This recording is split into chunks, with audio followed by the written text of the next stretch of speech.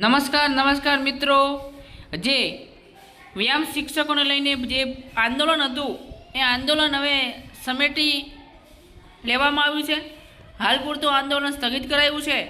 મિત્રો ચેનલમાં નવા હોય તો ચેનલને સબસ્ક્રાઈબ કરવાનું ભૂલતા નહીં। મિત્રો મહત્વના ન્યૂઝ આપણી સમક્ષ આવી ચૂક્યા છે। તો ઉમેદવારોના 32 દિવસના આંદોલનનો અંત, તેમનું આંદોલન છે સતત 32 દિવસ સુધી ચાલ્યું છે અને છેલ્લે એમના આંદોલનનો અંત આવ્યો છે। વ્યાયામ શિક્ષકોની ભરતી માટે એક કમિટી રચાશે। મિત્રો વ્યાયામ શિક્ષકો છે તો એમની ભરતી માટેની એક કમિટી રચવામાં આવશે। શું રચવામાં આવશે? કમિટી।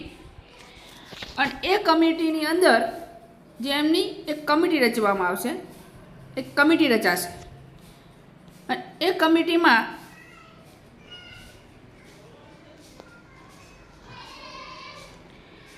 હવે આગામી 3 મહિનામાં ભરતી પ્રક્રિયા અંગે નિર્ણય લેવાશે। એમની જે ભરતી છે એની 3 મહિનાની અંદર મહત્વનો નિર્ણય લેવામાં આવશે। હાલના ખેલ સહાયકોની નવી ભરતીમાં સમાવેશ કરાશે।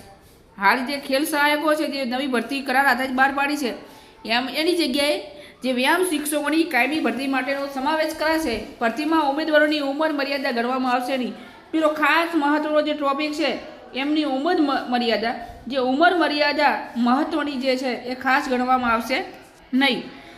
અને બીજી વાત કરીએ મિત્રો કે ખાસ કરીને જો તમે આંદોલન જે છે ગાંધીનગરના વ્યાયામ શિક્ષકોના આંદોલનનો અંત જે તેમનો પીક પણ ફોટા પણ તમે જોઈ શકો છો, એમની મહેનત, એમનો રંગ ખરેખર લાવ્યો છે। જો તમે નવા હોય ચેનલમાં તો સબસ્ક્રાઈબ કરવાનું ભૂલતા નહીં। મિત્રો ગાંધીનગરમાં વ્યાયામ શિક્ષકોના આંદોલનનો એમનો અંત આવી ચૂક્યો છે। હાલ પૂરતું આંદોલન સ્થગિત કરાયું। ઉમેદવારના 32 દિવસ આંદોલન, એમનું 32 થી 33 દિવસ સુધી આંદોલન આજ સુધી ચાલ્યું છે, એટલે આજનો પણ દિવસ ગણાશે।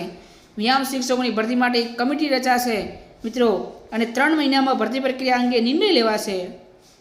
હાલના ખેલ સહાયકો નવી ભરતીમાં સમાવેશ કરાશે।